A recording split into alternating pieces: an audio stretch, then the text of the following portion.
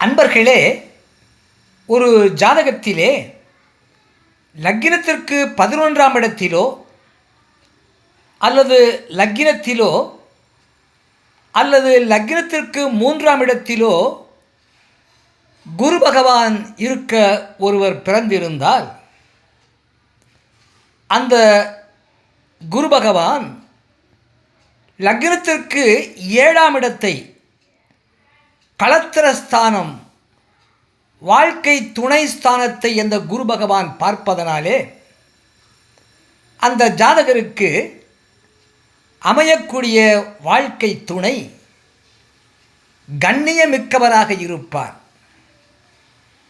அவருக்கு அமையக்கூடிய வாழ்க்கை துணை ஒழுக்கம் மிக்கவராக இருப்பார். அவருக்கு அமையக்கூடிய வாழ்க்கை துணை தெய்வ சிந்தனை மிக்கவராக இருப்பார். மேலும்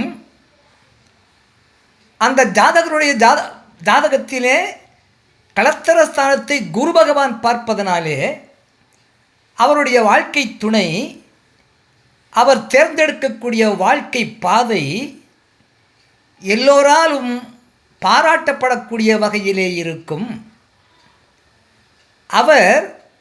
அவருடைய வாழ்க்கை துணை மற்றவர்களுக்கு ஒரு முன் உதாரணமாக உள்ள வாழ்க்கை பாதையை தேர்ந்தெடுப்பார். அவருடைய வாழ்க்கை துணை மேலும் மற்றவர்களுக்கு ஒரு சிறந்த வழிகாட்டியாகவும் இருப்பார்.